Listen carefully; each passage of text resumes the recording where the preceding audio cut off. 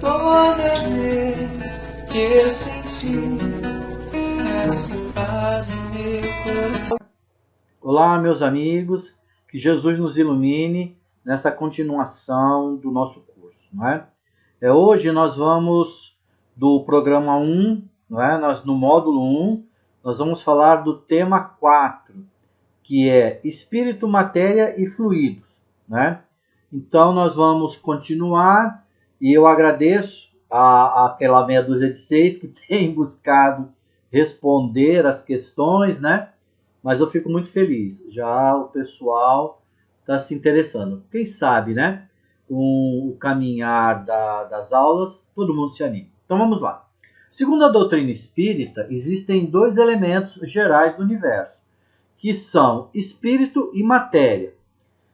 Acima desses dois elementos está Deus, não é? Ele está fora desses elementos. Então tem Deus e os dois elementos gerais do universo. Então Deus está acima deles porque Deus é o criador de todas as coisas.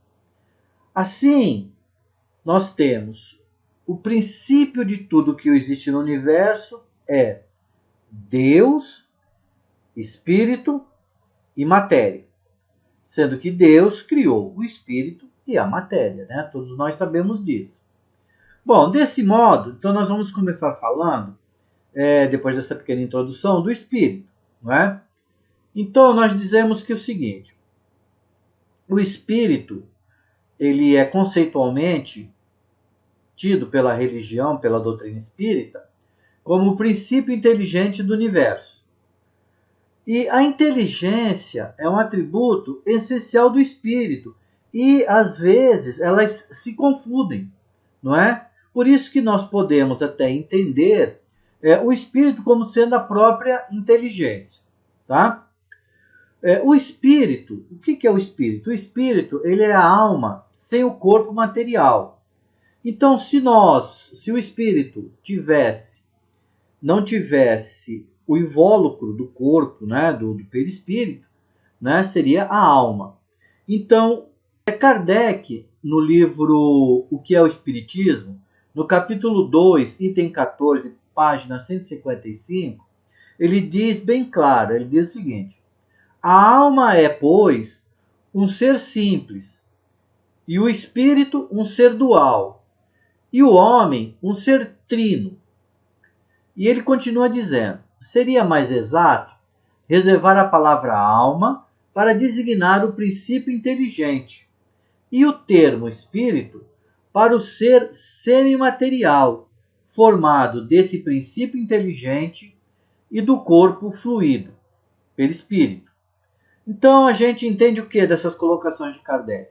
Bom, se a alma é um ser simples, então ela é a essência, não é? O espírito seria o quê? A alma mais o perispírito, porque ele é um ser dual.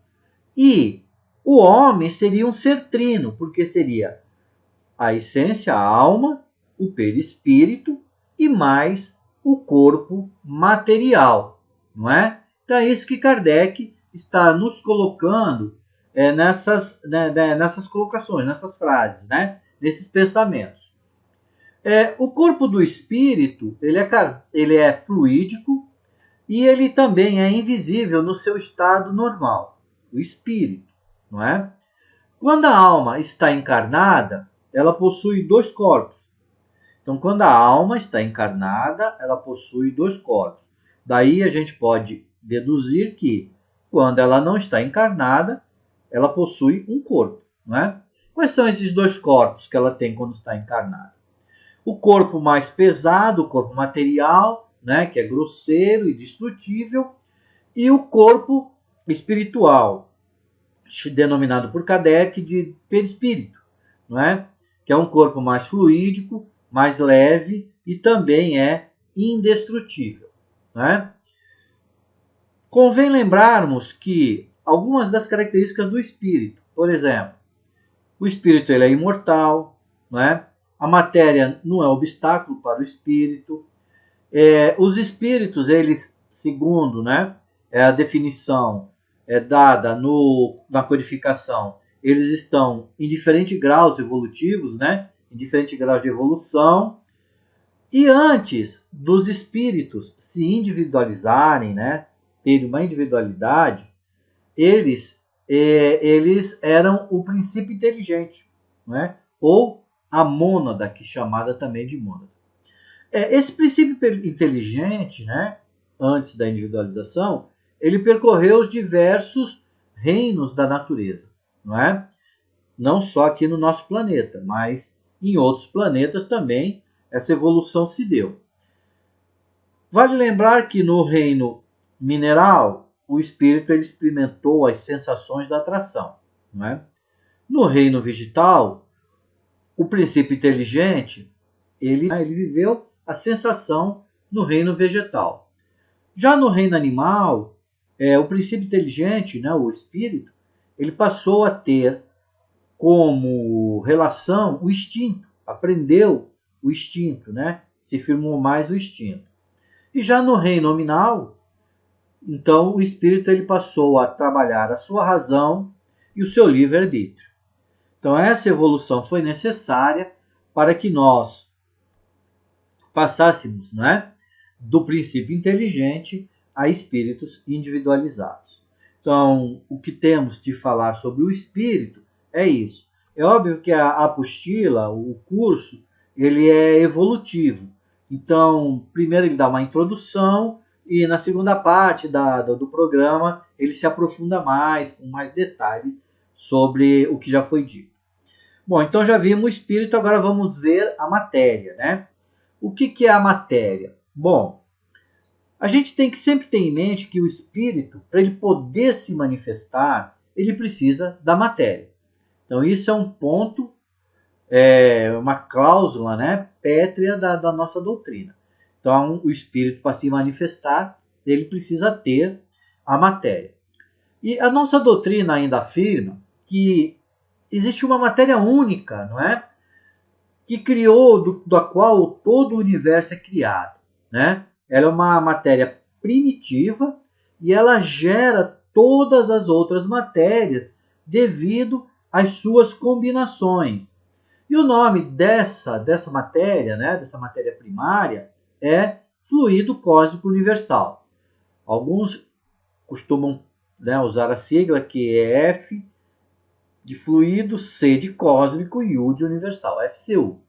Então o FCU, o fluido cósmico universal, ele é o plasma divino, onde todas as inteligências divinas, elas operam como co-criadoras do mundo, não é? Dos mundos, aliás. Então, os irmãos de luz, os espíritos evoluídos, os bons espíritos, né? Eles são incumbidos de trabalhar essa matéria, o fluido cósmico universal, na cocriação dos diversos mundos. Então, o fluido cósmico, vamos sempre lembrar disso, ele é a matéria que forma todas as outras em virtude de suas combinações. O nosso perispírito ele é formado pelo fluido cósmico universal, retirado do planeta, né, do mundo em que nós vivemos. Por isso que ele é mais pesado em virtude da nossa essência aqui na Terra. Então, nós já vimos a matéria e já vimos os espíritos. Nesse tema 4 também, nós temos que falar dos fluidos, né? Ou fluidos, né? Teoricamente, os fluidos, eles são, nós conhecemos quando se fala em fluido, a gente logo, nosso pensamento nos remete a gases e líquidos, né? E que esses elementos, eles se expressam para nós, não é? Pelos nossos sentimentos, de diversas formas. Então, eles podem se expressar de forma calorífica, sonora, luminosa, eletromagnética, mental, entre outros, né? Esses fluidos, como eu falei anteriormente, eles derivam todos do fluido cósmico universal. Porque o fluido cósmico universal, ele pode se apresentar em dois estados distintos, dois estados diferentes. Ele pode ser mais eterizado, né? Ou imponderável, né? Que é o estado de eterização ou imponderabilidade. porque ele é leve, não tem peso, né? A gente não consegue pegar. E também o segundo estado que ele pode se apresentar é o estado de materialização ou ponderabilidade. Então, materialização, aí nós já vemos, já tocamos, já sentimos contato. Existe um ponto intermediário entre esses dois estados, entre a imponderabilidade do fluido e a ponderabilidade dele. Então, esse momento é onde o fluido cósmico universal consegue se transformar em matéria tangível, que nós podemos pegar, né? Os desencarnados, né, aqueles irmãos que estão na radicidade, eles usam o fluido cósmico universal para poder fazer fenômenos de efeitos físicos, né?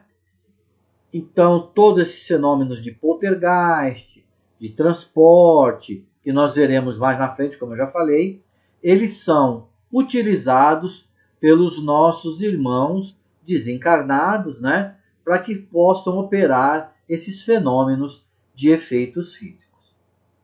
Bom, meus amigos, resumidamente, o tema 4, né, onde ele fala sobre matéria, fluidos e espírito, é isso. É óbvio que a nossa aula sempre é um resumo daquilo que está na apostila. Quem quiser se aprofundar mais, busque na apostila, não é? No programa 1, tema 4, que tem mais detalhes. Também, né, nós temos no Livro dos Espíritos, que é um manancial enorme, né, de leitura, de ensinamento, e outras obras, né, básicas, que também trazem, né, ensinamentos sobre o que foi falado agora. Mais uma vez, muito obrigado, espero que vocês continuem me prestigiando, prestigiando o curso, e isso eu só meço quando vocês respondem as questões, não é? E logo mais depois eu vou mandar as questões para vocês. Muito obrigado, fiquem com Deus e vamos lembrar sempre que sem caridade não há salvação.